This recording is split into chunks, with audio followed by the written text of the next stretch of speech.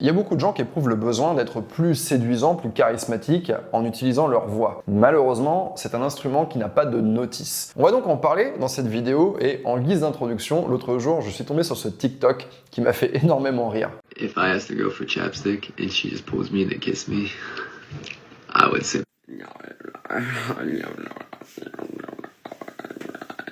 C'est complètement grotesque et c'est exactement ce qui se passe quand on essaye de forcer sa voix, quand on ne sait pas exactement ce qu'on est en train de faire. Donc dans cette vidéo, je vais vous donner 3 conseils pour commencer à travailler avec votre voix. Premier conseil, apprendre à respirer. Si vous n'arrivez pas encore à poser votre voix, c'est un aspect sur lequel je vous conseille vraiment de travailler. Poser sa voix, ça veut dire trouver le timbre de voix dans lequel votre voix est la plus confortable, qui va vous permettre de prendre de l'amplitude sans forcer. On vient là, on dépense 600 €, on met 6 heures à faire ici, Grenoble à Paris. Pour éviter ça, vous pouvez vous entraîner à parler en expirant. Mais vous ne devez pas aller chercher l'air dans votre gorge, parce que sinon vous allez prendre une voix de tête assez désagréable et votre souffle va bloquer très vite. Ça va vous faire forcer sur votre voix et ça va renvoyer à votre interlocuteur l'image de quelqu'un de mal à l'aise, qui n'a aucune facilité à naviguer à travers l'interaction. Essayez plutôt de chercher l'air plus profondément, dans votre cage thoracique. Ça va vous permettre d'atteindre un timbre beaucoup plus profond naturellement. Et ça va vous éviter de surjouer un effet de voix cassée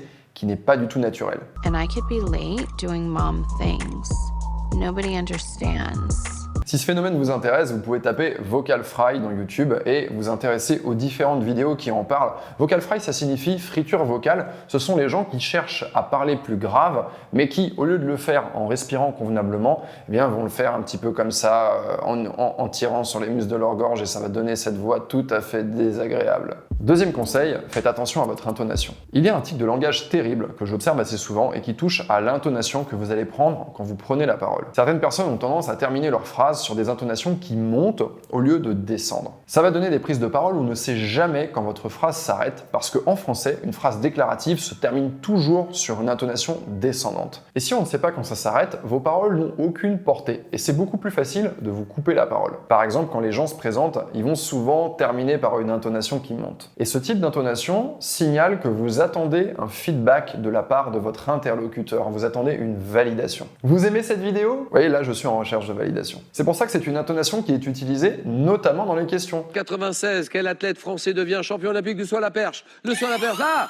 Galfionne, voilà, terminé. Vous n'avez pas besoin de l'utiliser lorsque vous prenez la parole. Au contraire, vous devez chercher à vous tenir à des intonations descendantes qui vont refléter une fermeté et une assurance plus importante. Quand je suis en coaching, je prends souvent cette image de plante le javelot. Quand une personne est en train de parler parce qu'il y a cette idée de quelque chose qui descend, qui se plante et qui ne bouge plus. Donc quand vous parlez, vous pouvez essayer de finir vos phrases en plantant un javelot. D'ailleurs, vous pouvez aussi essayer de poser quelques questions avec cette intonation descendante. Qu'est-ce que tu en penses ? Ça va vous aider à avoir plus d'assertivité dans vos questions. Troisième conseil, créez une tension pour maintenir vos auditeurs en haleine. Si vous n'arrivez pas à captiver votre auditoire quand vous prenez la parole, c'est probablement parce que vous êtes mal à l'aise avec le silence et avec la tension. Ce malaise va vous pousser à combler le vide avec des paroles inutiles ou bien pire, avec des onomatopées. Je veux parler de ces gens qui font des bruits pendant qu'ils cherchent un fichier sur leur ordinateur en réunion et que tout le monde les attend. Oui, ouais, bien sûr, alors, oula, Si vous voulez créer des impressions mémorables sur vos interlocuteurs, je vous conseille absolument d'éviter ces stratégies de remplissage. Au contraire, vous pouvez vous entraîner à apprivoiser le silence. Je vous conseille non seulement de vous habituer à ne pas combler les moments de tension, mais en plus d'apprendre à jouer avec ces temps de silence pour maintenir l'attention de votre interlocuteur. Ça peut vous servir dans une interaction conflictuelle. Dans ce genre d'interaction, c'est en général la personne qui maîtrise l'attention qui va réussir à s'imposer. Je vous donne un exemple. Si quelqu'un vous fait une demande déplacée ou vous dit quelque chose de maladroit, vous n'êtes pas obligé de répondre tout de suite du tac au tac. Si vous arrivez à maîtriser votre inconfort et que vous maintenez un silence avant de donner votre point de vue, non seulement vous gagnez du temps, mais en plus, vous laissez votre interlocuteur s'embourber dans sa demande. Finalement, c'est aussi important de travailler sur ce que vous dites que sur ce que vous ne dites pas. Moi, je suis quelqu'un qui croit beaucoup à l'économie de la parole.